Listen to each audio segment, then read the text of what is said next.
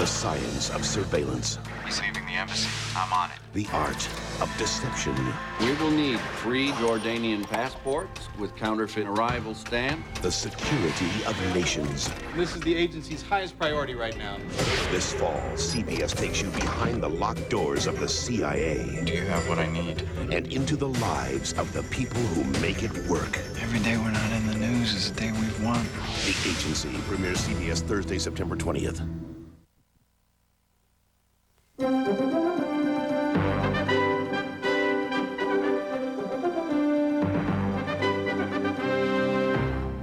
Good morning. It's Monday, September 10th. From CBS News in New York City, I'm Melissa McDermott. Here's what's happening. A new wave of violence is threatening to derail efforts in the Middle East to bring Israeli and Palestinian leaders together for talks on a truce. CBS News correspondent David Hawkins reports.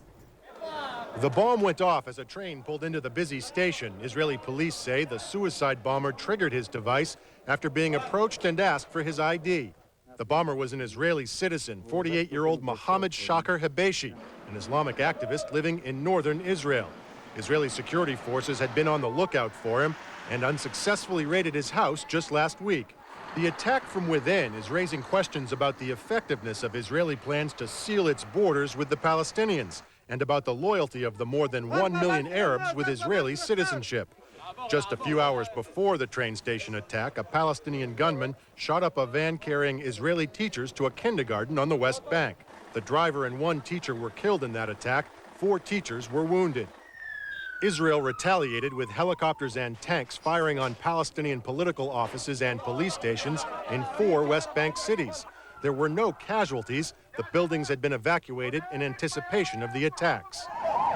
At about the same time, still another suicide bomber blew up a car at a highway intersection north of Tel Aviv, setting a nearby bus on fire. Although several people were injured, only the bomber was killed.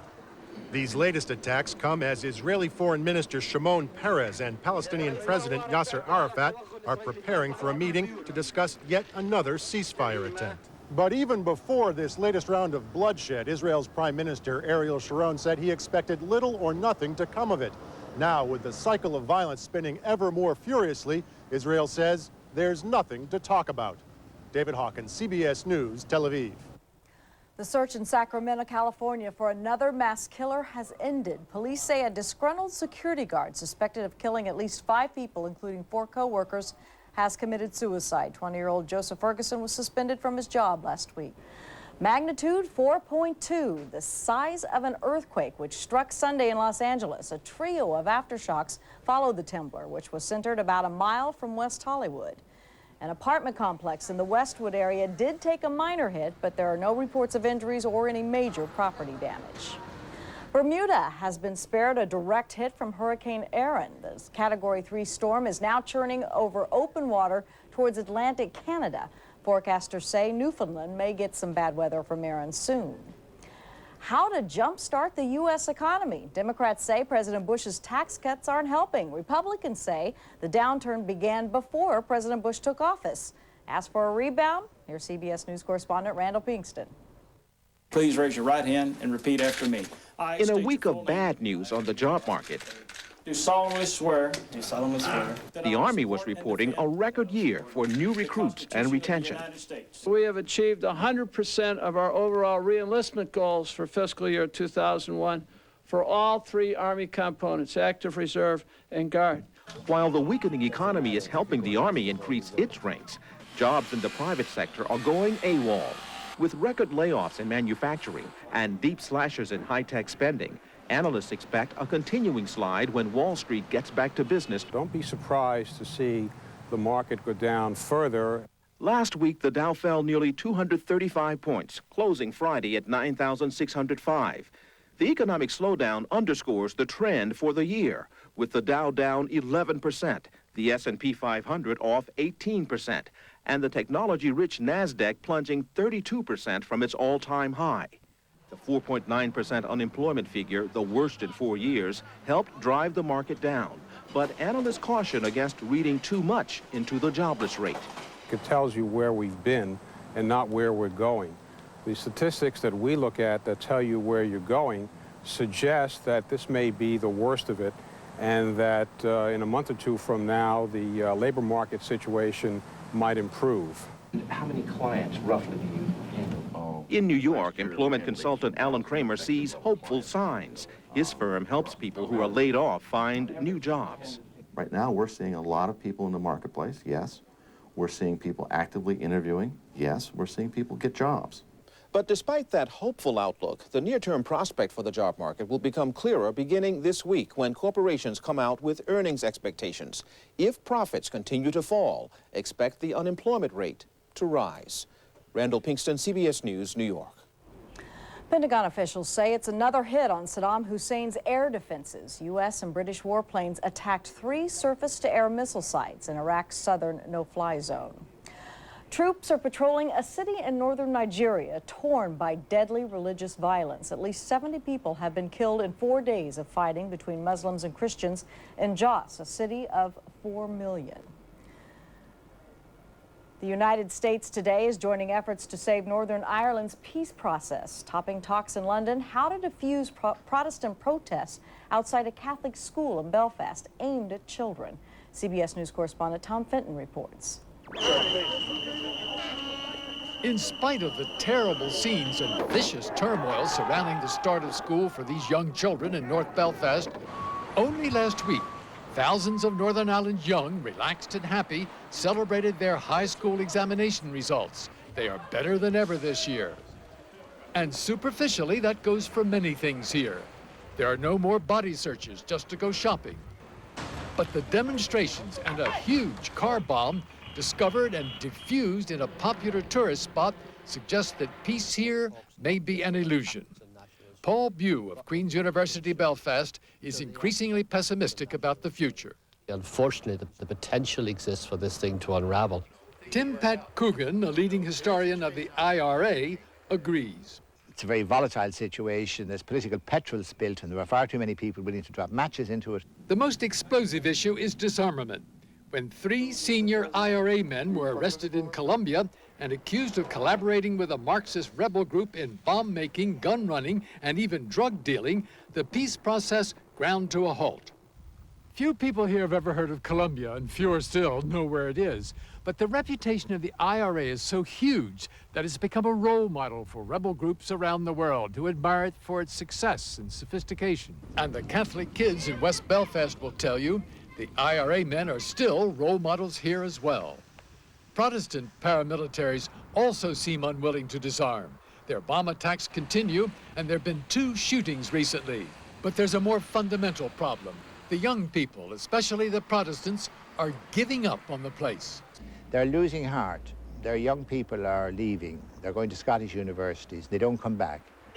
If that is to be the future of this divided province, both sides will have lost. Tom Fenton, CBS News, Belfast, Northern Ireland. Your business news is just ahead. We're back in 2 minutes. This is CBS News Up to the Minute.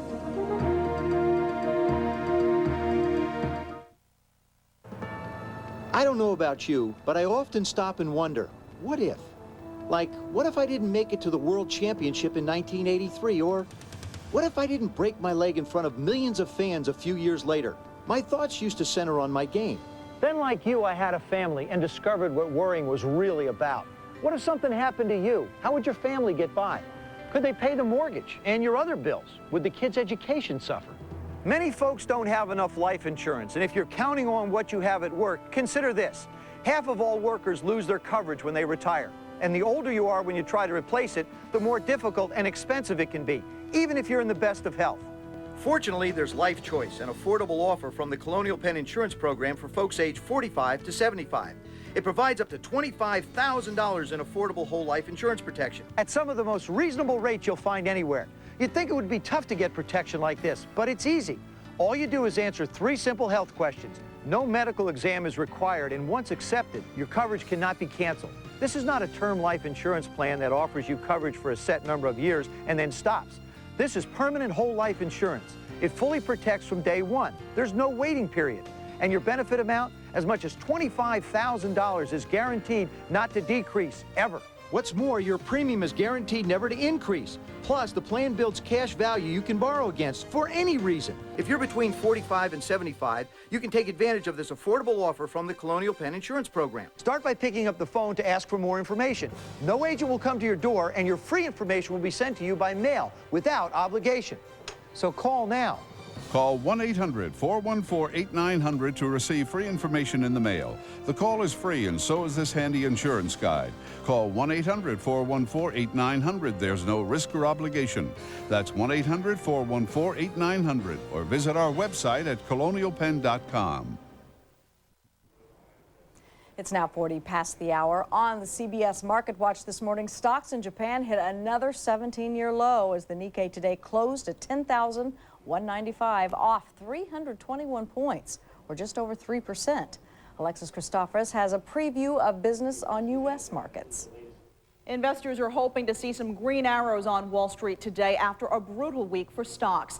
A spike in the unemployment rate to a 4-year high sent stocks reeling Friday. The Dow plunged 234 points to 96.05 for the week. It was down 3.5%. There was less damage done over at the NASDAQ. It shed about 18 points, but was down 6% for the week. And the S&P 500 closed at its lowest level since October 1998.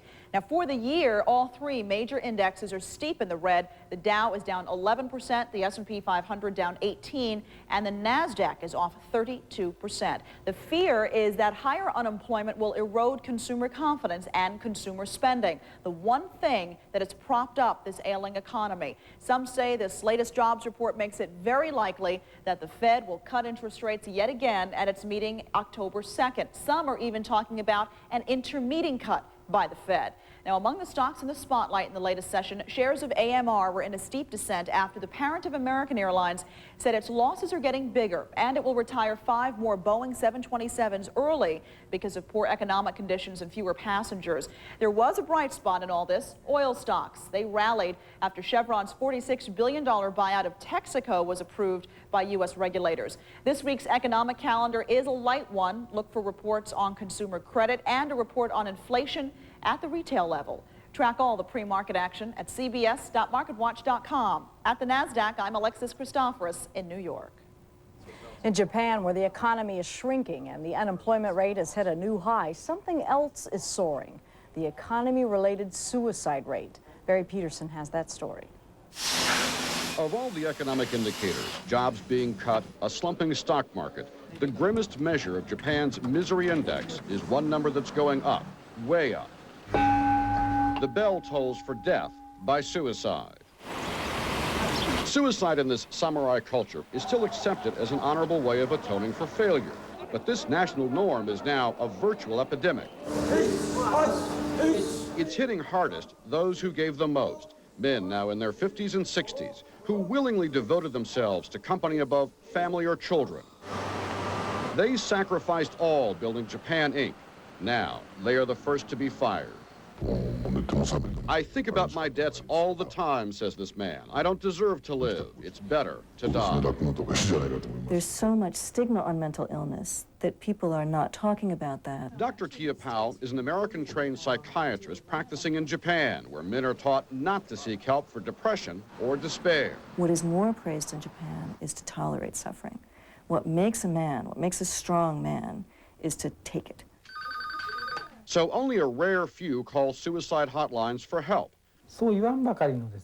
They tell us, says this counselor, they feel useless. And help that Americans take for granted is not at hand. Japan protects its markets by keeping many American drugs out. That means that Zoloft and Prozac, two of the most popular medicines for treating depression, are not available here. So people turn to the one relief they can get and least need: alcohol. So if somebody is at risk for suicide and you get them good and drunk, well, then you're going to impair their judgment and make them much more likely to finally make that stupid decision to kill themselves. By all indications, Japan's economic woes will get worse. More layoffs, more bankruptcies. And more Japanese may decide that their only sanctuary is suicide. On assignment in Tokyo, I'm Barry Peterson. Despite the evidence to the contrary, finance ministers from Asia and the Pacific Rim, joined by U.S. Treasury Secretary Paul O'Neill, issued an upbeat assessment of the global economy as they wrapped up a two-day meeting in China. They applauded Japan's painful reforms and predicted a quick U.S. recovery. U.S. school districts may have a long wait for that recovery to trickle down to them. Despite polls showing education is an important issue to American voters, taxpayers in many communities just won't pay more for better schools. So many school districts have found creative ways to deal with budget cuts, including one in Massachusetts that has athletes crying foul. Lee Cowan has that story. In this quiet New England town, you can hear fall coming a mile away. High school football. It's a rich tradition, but this season students may have to be rich to play. Overall, it's probably going to cost me around $2,044. Just this year? Just this year to play sports. It's that way for every student athlete at Oakmont High after taxpayers came up short, voting down a school funding proposal. They don't care. That's basically what they're saying to me. It left Oakmont with a $1 million shortfall and a choice. Either cut athletics altogether or ask families to pay in order to play.